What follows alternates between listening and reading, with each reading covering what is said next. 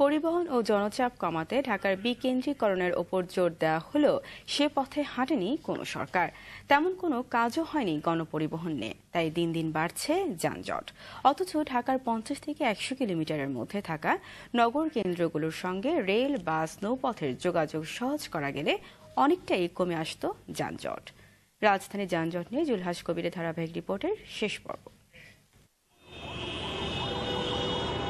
2020 সালে ঢাকার জনসংখ্যা হবে 2.5 কোটির মতো। বিশাল এই জনসংখ্যার সঙ্গে তাল মিলিয়ে পরিবহন বাড়ায় ভয়ঙ্কর রূপ নেবে রাজধানীর যানজট।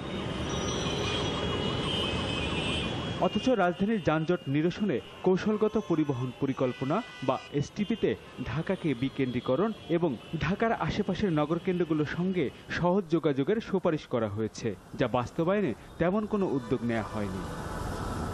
60 ও 70 দশকের নগর পরিকল্পনার কৌশল হিসেবে কখনো গ্রিন বেল্ট দিয়ে, কখনো বা স্যাটেলাইট টাউন তৈরি করে মেট্রোপলিটন শহরের নগরায়নকে নিয়ন্ত্রণ করার চেষ্টা করেছে এশিয়া সহ বিশ্বের বিভিন্ন দেশ। একই আদলে ঢাকার উত্তরাকে স্যাটেলাইট টাউন তৈরি করা হলেও ঢাকা আর উত্তরার মাঝখানের ব্যবধানে এখন ব্যাপক নগরায়ন হওয়ার ফলে ব্যর্থ হয়েছে সেই স্যাটেলাইট টাউন তৈরি করার উদ্দেশ্য।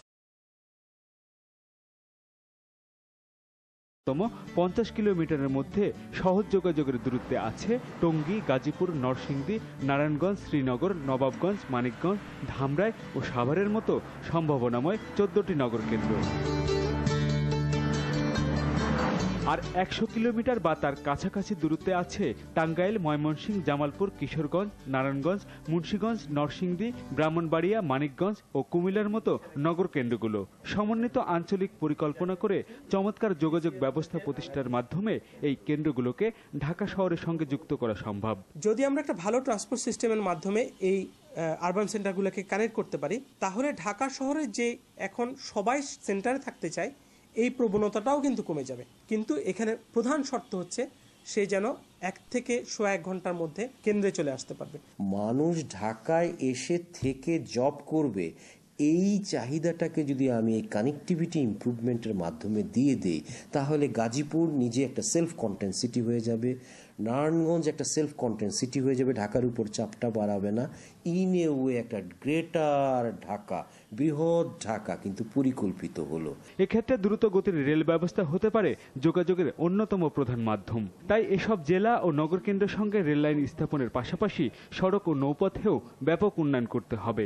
আশেপাশের সিটিগুলিকে আমি কমিউটার ট্রেনের মাধ্যমে কানেক্টিভিটিগুলি যদি ডেভেলপ করতে পারি, মানুষ যদি দেখে যে কোনো সময় আমি ট্রেনে উঠি না কেন একটা নির্দিষ্ট সময়ের মধ্যেই আমি মতিঝিল পৌঁছতে পারি। প্রত্যেকের এরিয়াল ডিস্টেন্সটা মাত্র 15 মিনিটের, কিন্তু ইভেন কুমিল্লাও অত দূর না। একটা ট্রেন যেই গতিতে চলে এটা আধা ঘন্টার একটা জার্নি।